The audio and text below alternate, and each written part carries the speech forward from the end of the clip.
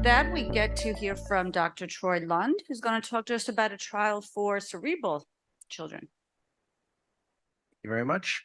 So this is a new novel trial to use mesenchymal stem cells to treat active cerebral disease. These are my disclosures. I was a paid consultant to MSTEM prior to the clinical trial. I'm no longer. And the slides with an MSTEM banner at the top, they were created by MSTEM and supplied by MSTEM. First thing is, what is a mesenchymal stem cell? So in brief, it's actually kind of hard to describe exactly what they are. We don't really know much about them other than if you put a piece of tissue in a dish and let cells grow out from that tissue, those are almost by definition MSC. It was most commonly and most recently found to happen with bone marrow cells, but you can also do it with fat cells, and pretty much any tissue in the body has some kind of MSC that grows out of it. There are surface markers that we can characterize, but they're originally defined as outgrowth cells. What they do within each tissue, also not clear. It's thought that they may contribute to repair of tissues, whether it's a ligament, a bone, cartilage, etc. Maybe they help repair tissue and injury. What they do outside the body in culture is different than what they do inside the body by quite a bit. One thing that's been discovered over the last 10 years, they are very immunosuppressive for reasons we don't quite understand.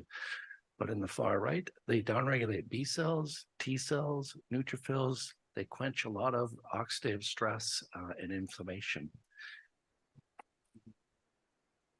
So the MSC I'm going to talk about isn't a lab-grown or derived MSC. The MSC I'm talking about is an embryonic stem cell-derived MSC. It's called TMSC. A single ES cell is differentiated into a trophoblast-like stage, and then that cell line is differentiated into an MS3. And this is all done through cytokines and chemicals in the lab. Using one type of cell to make the MSC allows us to use the same MSC for every patient, which is a huge advantage. Historically, we would isolate MSCs from all sorts of donors, but they'd never be the same cell. They never have the same qualities. They'd all behave differently. There have been dozens and dozens, hundreds of clinical trials with MSC, but the results are very mixed. Some patients respond very well to MSC, some not at all. And it's probably due to the heterogeneity of the cells. We don't have to worry about this because this is a single cell source. On the upper left, that's actually some MSC from my own lab, just to give you an idea what it looks like. They're kind of a triangular shaped or fibroblastoid type cell with a central nucleus, very generic looking. That would look good in the textbook. And then surrounding this is a whole bunch of data that shows they're very immunosuppressive. So they downregulate T cells and B cells. As I mentioned, they've been used in many clinical trials from heart attacks to stroke to Crohn's disease to arthritis to multiple sclerosis. Again, nobody's hit a home run yet, but within each of these trials, there are patients that respond fantastically to the product. But the product in the prior trials has been quite varied. So my friends at MSTEM are actually using the product to treat multiple sclerosis in adults. And so that's where the idea came from a couple of years ago. So I looked at their cells, tested them in the lab, discovered how immunosuppressive they were. And I thought, well, maybe we should try this in boys with cerebral ALD because they have an inflammatory process going on. I did publish a paper 2 years ago using my own MSC in the lab, our lab-derived MSC, and we gave it to boys with cerebral disease into their spinal column to try to arrest disease. We used it in advanced boys, and it really didn't work very well. So we're going to do something totally different this time. We're going to use this qualified, FDA-qualified MSC from a single donor, so all the patients are going to get the same potent MSC. And this is what we're doing. So the trial's open to males with gadolinium enhancement, and it's really meant to be a bridge between diagnosis of active cerebral disease on MRI and transplantation. So getting to transplant takes about 4 to 8 weeks. So what we've done is we squeezed this clinical trial into that time frame. And so when we identify a patient with cerebral disease in the triangle, we consent them to MSC therapy. We deliver the MSC 17 days later, and then we wait 4 weeks and we get an MRI. And it's the MRI that we're using as our readout. So anything that changes on the MRI with respect to gadolinium enhancement is going to be our primary endpoint along with safety. And it's as simple as that. To start with, all the boys that we diagnose with active cerebral disease are going to go into transplant because in our minds, withholding transplant from somebody who qualifies from transplant is not ethical. But while we're organizing the transplant, we've squeezed in this clinical trial.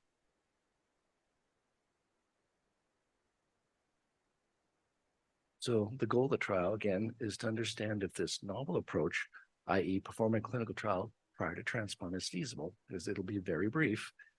Safety, of course, will be measured. We believe the product is safe and very few side effects on delivering MSC. Our second goal is really to change the gadolinium enhancement, to really make it completely go away if we can, or at least change the intensity of the signal. And then we'll also measure some biomarkers on the side, some inflammatory biomarkers and neurofilament light chain, and we'll do that in the blood before and after MSC. And then we put a caveat at the bottom that we may consider other males with gadolinium enhancement cerebral ALD on a case-by-case basis by the team. And so, and why are we looking at this 4-week time frame? It's because of this. This is a boy prior to transplant. This is a gadolinium enhancing lesion. So this is a T1 with the gadolinium enhancement on your left side. This is just prior to transplant. The fastest we can make this go away is 28 days after transplant, which is the same time frame as the MSC trial. And so you can see on the right side, the gadolinium enhancement is completely gone. And so that's why we picked that time frame, and we think it's reasonable to at least start there. Thank you.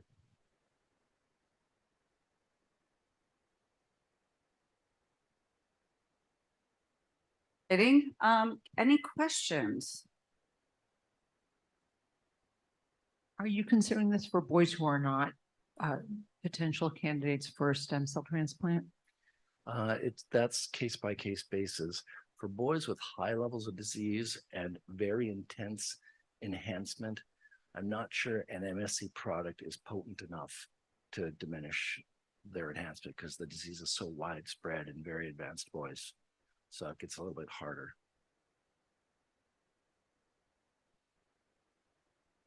Great. Troy, fantastic to see more work done in this tight space where we need to find out quickly whether something works or doesn't. So any thoughts on whether giving these mesenchymal stem cells might alter the transplantation itself and engraftment problems or graft versus host? Is there any interaction between donor cells coming in and these mesenchymal stem cells, or is that also part of what you're assessing? Yeah, it's a good question. Since all the boys will go to transplant, we'll be able to assess that. Historically, we did MSC therapy more than 15 years ago, actually. We were giving it with a transplant, but it actually helps transplanted cells engraft. We don't do it anymore for cost reasons. And again, the product wasn't heterogeneous. So, but the data that's published shows it helps engraftment. The other thing they do, they've been used to treat graft versus host disease quite a bit. But again, why aren't they standard of care? It's because across 100 patients, you'll get like 20 that respond fantastically and 20 that don't. And so then they wash each other out, and companies need to have statistically significant data. So we're kind of stuck at that point. Sorry if I missed this, but will you need to do chemo to set this off? And how long would that take? Yep. So to get the infusion, it's no chemotherapy. It's like a couple hours in the infusion center. There needs to be no prep. You just sit in a chair and receive them. But then, of course, these boys will go to transplant 4 to 8 weeks later, and we'll use the usual chemotherapy to treat them. Is this an option for men with developing cerebral disease as well? Men are being recruited as well on a case-by-case basis. So again, with men with widespread disease, with a lot of gadolinium intensity, this is probably not enough for them. There's also a weight requirement to manufacture them. But yes, the age, there's no upper age limit, so men will be considered. And follow up, are there risks associated with this treatment? As far as we know, there have been hundreds of trials and thousands of patients that receive MSC, and there have been pretty much no complications globally. That being said, they've not really found a true home yet. I hope the multiple sclerosis trial works out. It's not something I do, but again, people are still, they've not given up yet because they are very anti-inflammatory.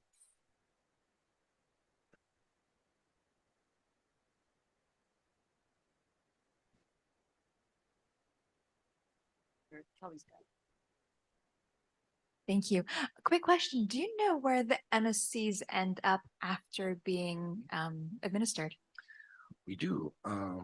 Interesting, a good portion, 40% are in the lung, because that's where everything goes, and about 30% go to the liver. And so at the end of it, you're relying pretty much on just a percentage, 30 to 40% of the cells to go to the area of inflammation. Luckily, these cells have sensors for inflammation, and they preferentially go to inflammation. So our hope is that they're going to go to the blood-brain barrier, where those capillaries are leaky and inflamed, and they're going to patch it, in a simple way to put it. So Would you consider injecting directly into the CNS instead? I'm thinking about the Brainstorm product Neurone as an example. That's ALS, not ALD. I'm very aware. Just wondering if you think that might help. where in the brain, or how would you get there? The Neurone product, I believe, is administered as intrathecal. Intrathecal. So we did that about 5-6 years ago to a couple of advanced boys, and they really didn't respond. And so over the years, it always bothered me, because the problem with ALD is not on the CSF side, it's actually on the blood side. So I think we probably were giving them in the wrong space. So I'm a proponent of the IV injection of the bloodstream. Yeah, Yeah. quick question. Since you collect all these biomarkers, it would be really nice to look at the inflammatory profile in plasma before and after to see if there is what do you see? Have you looked at that already? No, we haven't looked at it yet. So we haven't, the trial opened last month. We haven't treated anybody yet, but yes, we're going to collect plasma before and after and do exactly what you said.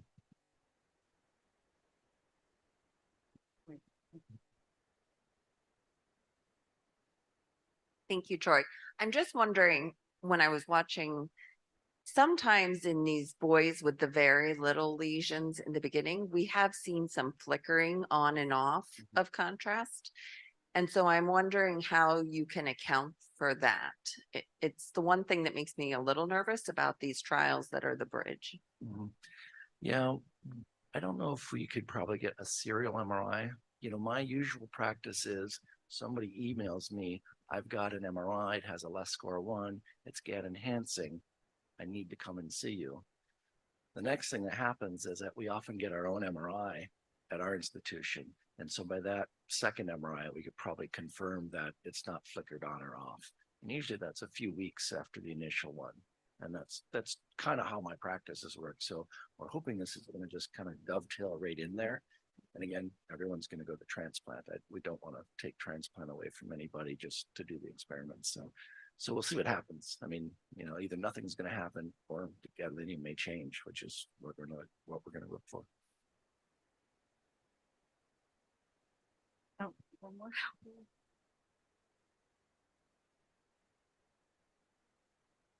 I know it is a trial right now, but if it happens that the bone marrow transplant is happening in a different country, Canada, for example, in my case, can that still access this treatment before transplant? Yeah, so there I have two answers. One, if you can have an insurance company has to pay for the infusion visit, the cells are free. So the cells don't cost any money, but sitting in the infusion chair is a cost to the hospital. So if somebody has insurance that covers that cost, the answer is yes. The second thing I'm doing to more directly answer that is getting a price for my hospital. Let's say the chair is $8,000. if we can send an invoice to a family for the chair and they pay the 8,000, then they can get it. And this is kind of a hospital billing thing. That's all that has to do with it when you're outside the US. So we should have that soon. I keep emailing the finance people, but a tough group. I mean, hospital finance people I could go on and on about hospital finance people. Yeah, yeah, we better save us from that. Okay. All right. Thank you, Troy. That was great. Wonderful.